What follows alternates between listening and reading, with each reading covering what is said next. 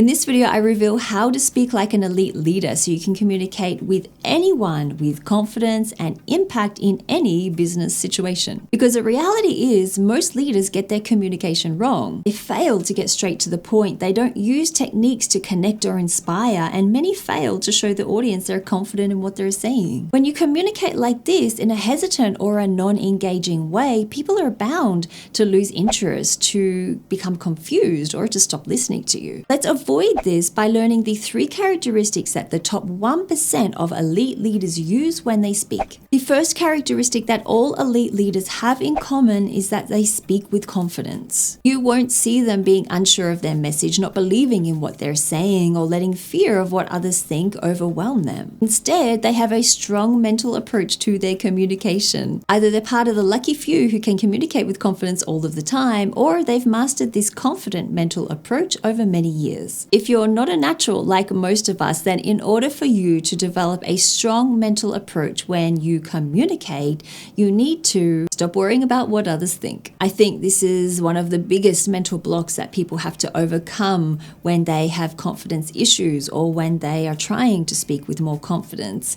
The fear that others are going to disagree with them, the fear that others might even laugh at you is so overwhelming, it makes you think twice about what you're saying. How this impacts your communication is that you feel this fear. It becomes part of who you are in that moment and part of how you communicate as well. Essentially, when you do communicate, it's infused with micro expressions of self-doubt or of lack of confidence, which come across either verbally or non-verbally.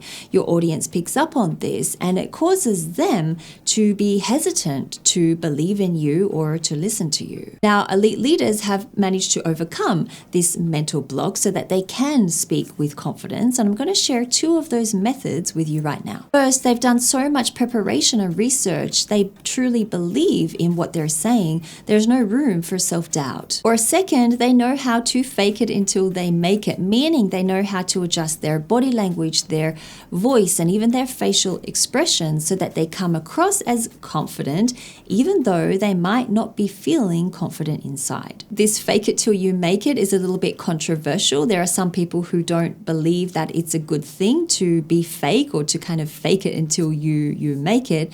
But from my experience as a leadership coach and working with my clients, I can tell you that this is a strategy that does work. It helps you feel more confident in that moment, which comes across in the way that you communicate.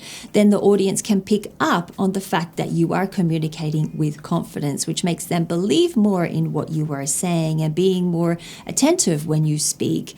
You pick up on this, you see this, which then makes you feel more confident again. If you want to know how to fake it until you make it, I will point you to some research in the description below that is done by Amy Cuddy.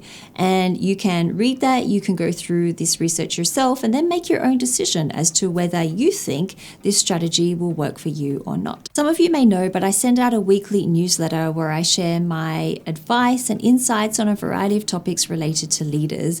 I also give my announcements and update you with the latest YouTube videos and the latest podcast episodes that I have published. So if you want to subscribe to that newsletter, the link is in the description below, and that link will also give you access to the Leadership Evaluation Toolkit, which is a free download that will definitely be helpful for you. The second characteristic that all elite leaders have in common is that they speak with clarity. This means they speak in a way that minimizes interference and allows their message to get across quickly and easily. Interference is basically noise that can hamper you from sending out a clear message and from the receiver taking in the message as it was intended. When we think of what could constitute noise, there is of course environmental noise, there is cultural noise, there is psychological noise as well. But what I'm more interested in is the noise that you create yourself because of the way that you speak. And there are generally 3 types of noise here. The first is the inability to think clearly. If you don't spend time getting your thoughts organized in your mind first, there's very little chance that they will sound organized disorganized when you actually go to communicate those thoughts. You might have experienced forgetting your thoughts when you speak, or communicating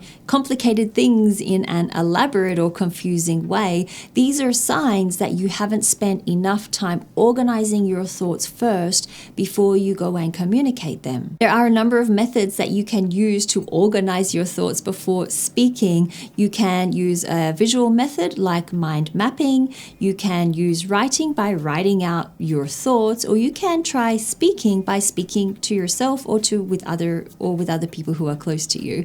I talk about all of these methods in this video up here. I highly recommend that you watch it after you have finished this video, so save it to your watch later list and watch it later on. The second type of noise is lack of voice clarity. This can include a voice that is too soft, too quiet, a voice that is too fast, or one that doesn't enunciate the speech sounds properly, or you could be guilty of all three mistakes. The tricky thing though is being able to detect if you are creating this speech noise yourself, because most people, or a lot of people, will go through entire conversations having no idea that the other person does not understand them. So some tips for you here are, if you see people straining to listen to you, or if they're moving closer to you because they can't hear you well enough, then these could be signs that you are creating speech noise. Or if someone asks you to repeat yourself multiple times, then that's a sign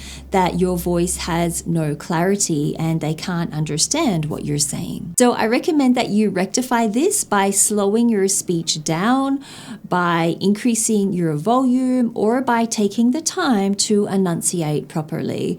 And I talk about all of these methods and examples on how you can go about doing that in this video up here. Failure to be brief with your message is another type of noise that can impact the clarity of your speech, which can prevent you from speaking like the top 1% of elite leaders. Brevity revolves around the concept of less is more, where you should aim to get to the point as quickly as you can. This is really important because professionals today are time poor. They have limited attention spans, and they will not be forgiving if you take more time than what is necessary to get to your point. Signs you need to look for to see if you're making this mistake with brevity are people yawning when you're speaking, people looking around the room or looking at their phone, or people just looking like they are confused about what you're saying. If you detect any of these signs when you're speaking, whether it's in a meeting or whether it's when you're giving a presentation, then this is an indication that you need to speed things up, increase your pace, and get to the point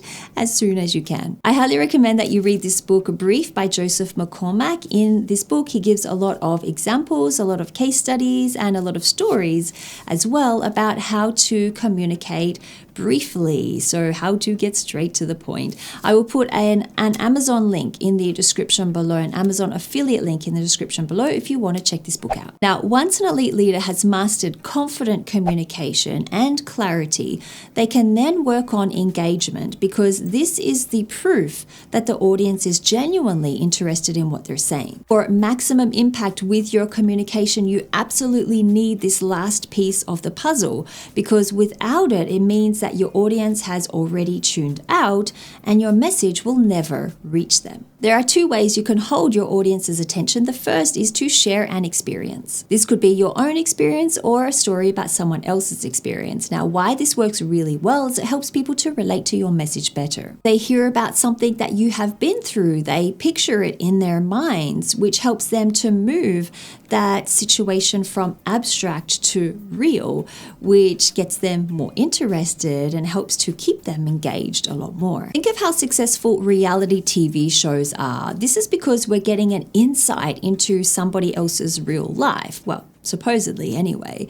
And as humans, we can really relate to this. We're really interested in knowing and in finding out how other people live and the experiences that other people have had. We're much more interested in real life stories than in made up ones. And this is something that will hold our attention for much longer and on a deeper level as well. So whenever you want to communicate something important as a leader, try to think of an experience that you can relate it to. Like I said, it can be an experience that you have personally had or that someone you know has had.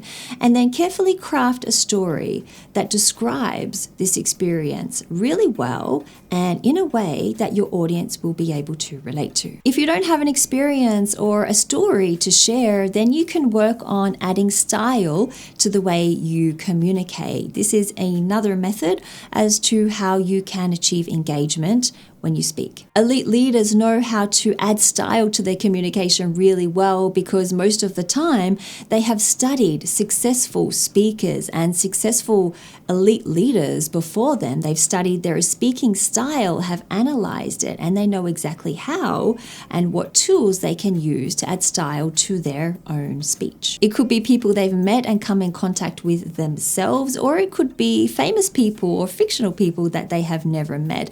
Either way, they have identified a speaking style with that person, something that really clicks with them, something that really caught their attention. They study that style and then they try to replicate it in their own communication. I find myself doing this quite often. I listen to a lot of podcasts, and when I am listening to those podcasts, I quite often pick up styles of communication that I like. So it could be vocabulary that people use, it could be phrases that they use or expressions that they use. I identify this, and then I try to replicate it in my own communication when I speak. You have to understand that nobody starts from scratch. Successful elite leaders, the top 1% of elite leaders, have learned from successful leaders before them. And you can do this too if you put in the time and the effort required to learn about these speaking styles and to adopt them and use them when you communicate too. Anaphora, metaphors, and analogies are all techniques that you can use to make your communication sound more interesting and compelling for your audience. And lucky for you, I actually have a video on this topic which explains what these techniques are, why they are important, and examples of how you can use them. So check that video out right up here. Don't forget to sign up to my weekly newsletter if that is something that interests you, where you get that free download as well. Otherwise, thank you for watching this video, and I will see you next week in another one.